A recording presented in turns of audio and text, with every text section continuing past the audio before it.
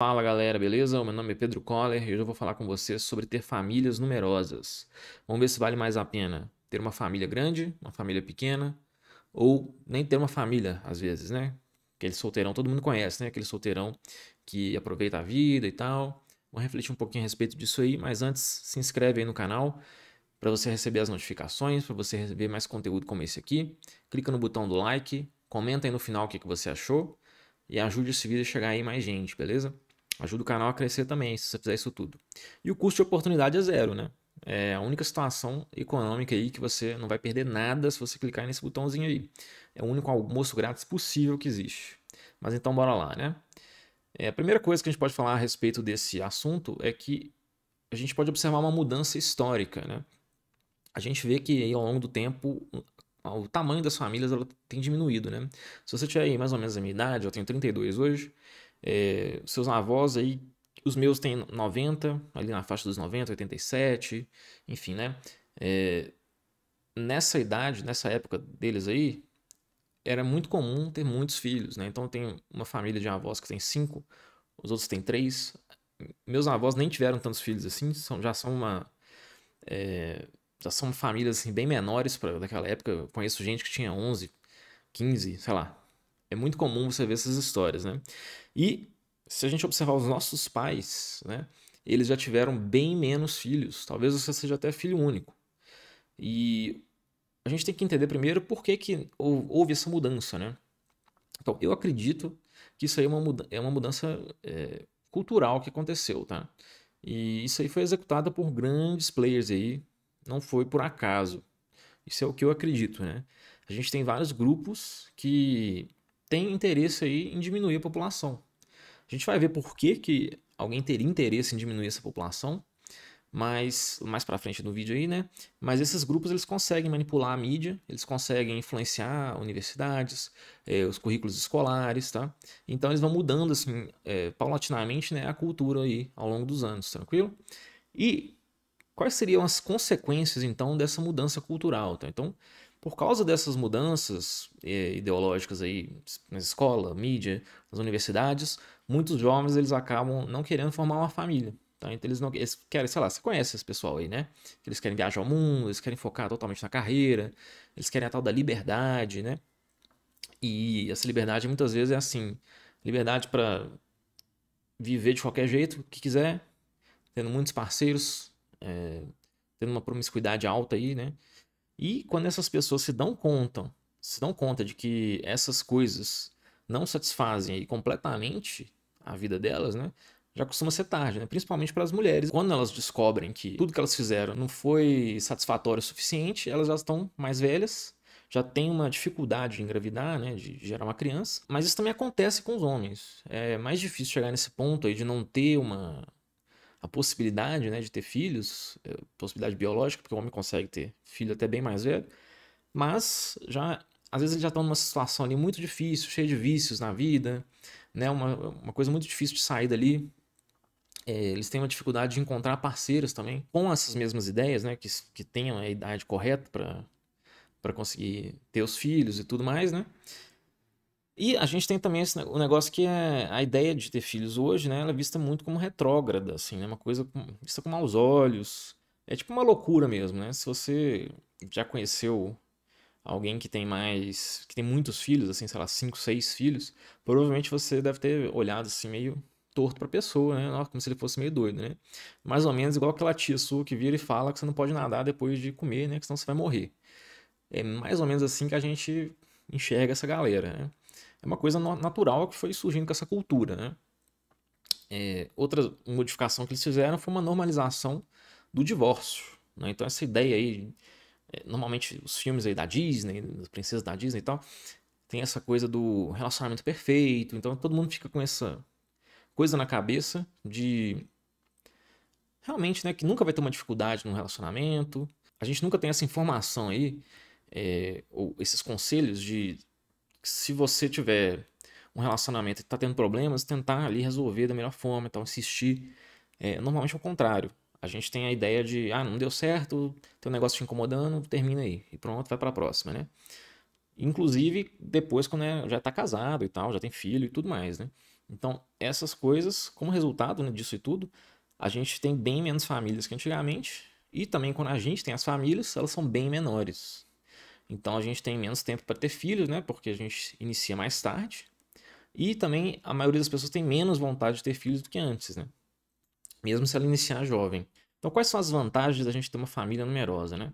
A primeira vantagem que eu posso pensar aí é a da previdência familiar. O que é isso? A previdência familiar é uma espécie de aposentadoria que a gente teria. Ao invés de ter uma aposentadoria estatal, tipo o INSS aí, ou uma aposentadoria privada, que você mesmo vai pagando, você tem uma aposentadoria por meio dos seus filhos. Como que é isso, né?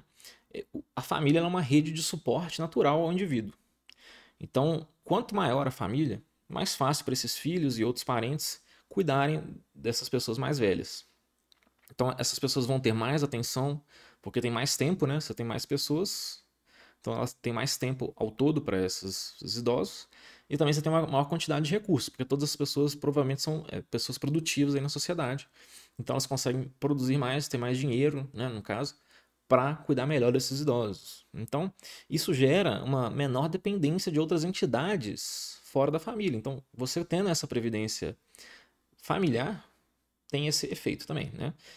E, por consequência, né, as famílias elas tendem a ser mais unidas, elas tendem a ser mais independentes e mais fortes. Então, é difícil você controlar e abusar dessas famílias quando elas são grandes e fortes aí. Isso gera, então, uma liberdade maior, uma liberdade real, né? O que significa isso? É uma liberdade de você educar seu próprio filho, a liberdade de você fazer os tratamentos médicos que achar adequado, né? Ninguém te impõe isso. A liberdade de você ensinar os valores que você acha que são bons e não que os outros querem que você ensine, justamente por você ter essa unidade e essa independência, tá? Então, consequentemente, a sociedade ela fica mais próspera, tanto economicamente quanto socialmente. Por quê? Porque economicamente você vai ter uma maior quantidade de bens e serviços, porque você tem mais gente no mundo, e como tem mais gente, a gente tem uma maior produção. Então tudo vai barateando, você tem mais inovações, porque você tem mais gente aí com tempo para pensar em novos processos, novas formas de fazer as coisas, né? E também você vai ter uma menor preferência temporal. Então, se você não assistiu meu vídeo ali de preferência temporal, vai lá e assiste esse vídeo para você entender o que significa isso. Por que você vai ter uma menor preferência temporal? Porque você vai ter pessoas pensando mais em herança, né? O que ele vai deixar para os filhos. Você vai ter uma visão de longuíssimo prazo. Você vai ver além da vida, da sua própria vida, né? Você vai pensar na sua linhagem. Isso também vai gerar maior quantidade de valores tradicionais, o que é um círculo virtuoso que vai melhorando a sociedade e as famílias com o tempo. Por quê? Porque agora, como você tem a liberdade de passar os seus valores para frente sem interferência externa, você vai ter essa possibilidade de educar melhor os seus filhos de acordo com aquilo que você acredita, tá? E, por fim, né, você também tem individualmente aí um maior senso de plenitude, né? Porque você vai ter uma vida com mais feliz aí, com mais sentido, e você vai ter propósito aí fora de si mesmo, né? Isso aí é muito bom, como a gente viu também no meu vídeo lá da felicidade. E quais as consequências de famílias fracas e pequenas, né? O oposto do que eu falei. Então, agora você vai ter mais dependência estatal, você vai ter um controle totalitário, né? Você vai ter uma. Por quê? Você vai ter uma maior aceitação de várias pautas, por exemplo, taxações exorbitantes, né? Porque agora você vai ter o desculpa aí dos benefícios, né? As pessoas dependem do Estado, então elas vão acabar apoiando mais o financiamento dele, apesar de estar roubando dos outros. Você vai ter uma limitação da liberdade individual maior, porque agora o Estado vai ter liberdade, você não vai ter mais aquela independência de, de negar o Estado de controlar as minúcias da sua vida, né?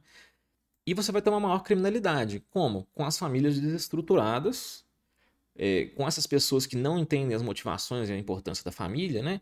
Você vai ter homens frustrados que se tornam agressivos.